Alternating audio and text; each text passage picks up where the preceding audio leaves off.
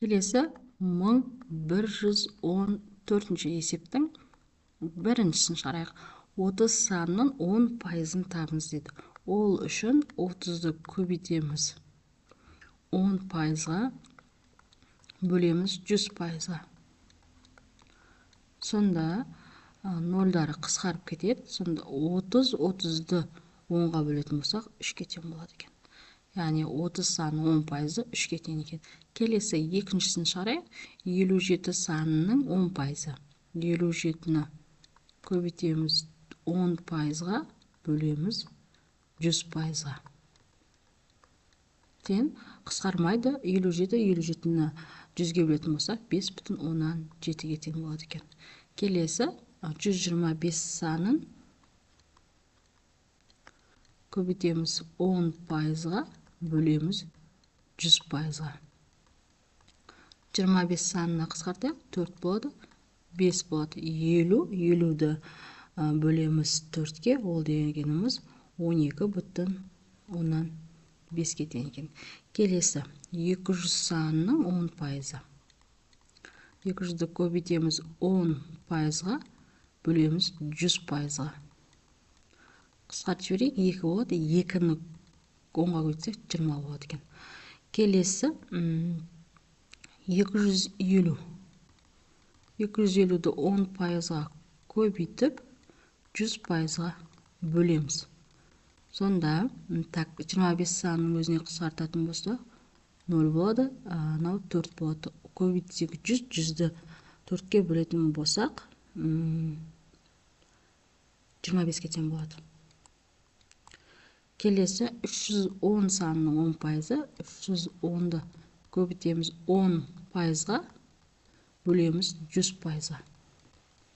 Тең нөлдарын қысқартып тастай салайын. Сонда 310-ға бөлетін болсақ 31 санға тең болады екен. Бұл бізде біріншісі. Енді екіншісін шығарайық. 16 санының 50%-ы. Оны білу үшін 16-ны көбейтеміз 50%-ға, бөлеміз 100%-ға. Оның нәтижесі тең болады 8-ге. Яғни 50% деген жартысына тең деген сөз ғой. Келесі 24-ті көбейтеміз 50%-ға, бөлеміз 100%-ға. Ол дегеніміз 12-ке тең болады. Келесі 72 санын 50%-ын табу керек біз. 50% бөлінген 100%. Тең 72-ның жартысы бізде 36-ға тең болады. Келесі 96%. 96 санының 50%-ы. Бөлінесін 100-ге. Ол дегеніміз сонда 48-ге тең болады. Келесі 114. 114 көбейтілген 50% бөлінген 100%. Оның нәтижесі тең болады 57-ге. Келесі 400 санның 50%-ы. Көбейтеміз 50%-ға, бөлеміз 100%-ға. Сонда 200-ге тең болады екен. Келесі үшіншісін шығарайық. 28 санның 25%-ын табу керекпіз. Сонда 28-ді көбейтеміз 25%-ға, бөлеміз 100%-ға. Яғни 28-дің 4-тен 1 бөлігі қанша деп сұрап тұр. Ол бізде 7-ге тең болады. Келесі 36. 36 көбейтілген 25% бөлінген 100%. 36-ның 4-тен 1 бөлігі бізде 9-ға тең болады. Негізі қысқартып, осы жерден табылса да 9-ға тең болады. Келесі 68 санның 25%-ын табамыз. Бөлеміз 100-ге. Оның нәтижесі тең болады 17 санына. Келесі 100 санның 25%-ы бөлінген 100. Ол нәтижесі 25-ке тең болады екен. Келесі 232. 232-ның 25%-ы бөлінген 100%.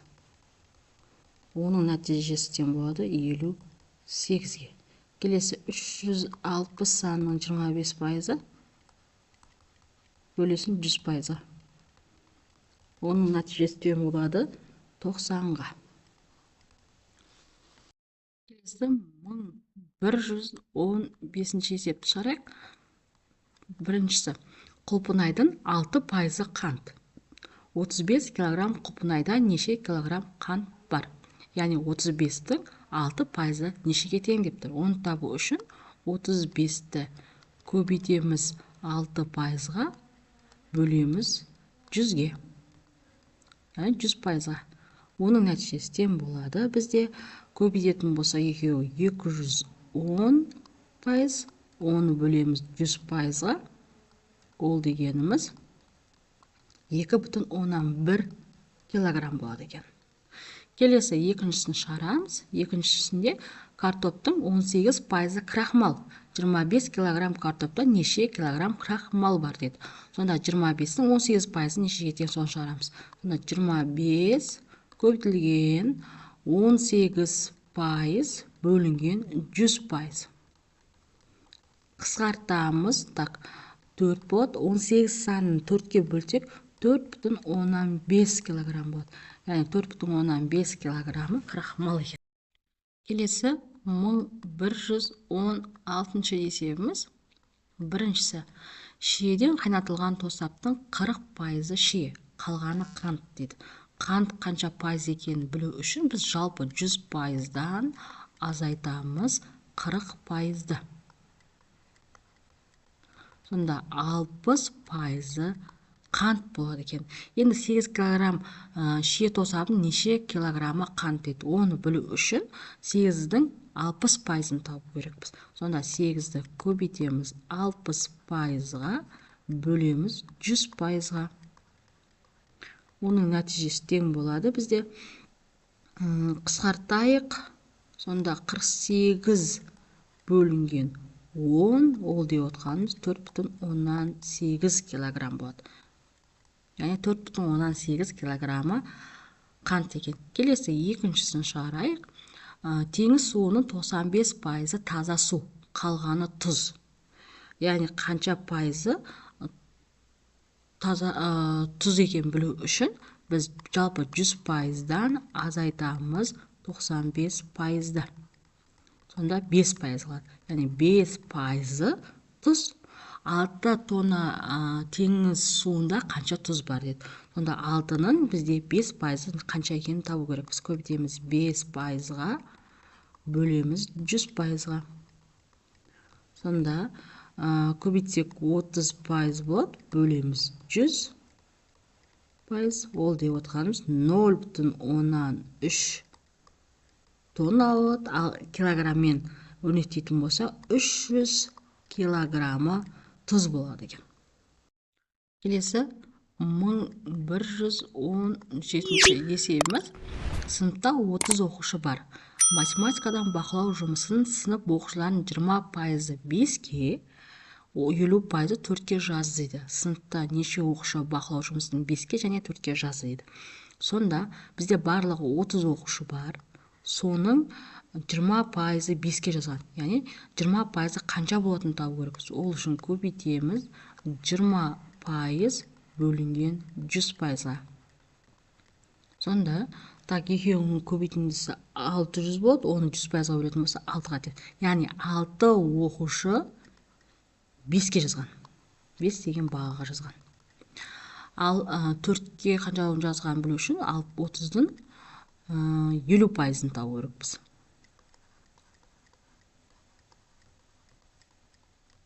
Ол деп отқанымыз 15 оқушы. Яғни 15 оқушы 4 деген бағаға жазған. Келесі 1118 есебіміз. А санының пайызы болатын В санды тауып кестені толтырыңыздар деген. Бірінші 15 санының 8%-ын табу керекпіз. Сонда 15-ті көбейтеміз 8%-ға, бөлеміз 100%-ға. Оның нәтижесі тең болады. Бізде 8 бен 15-дің көбейтіндісі 120%, бөлінген 100%. нәтижесі 1,2 тең болады екен.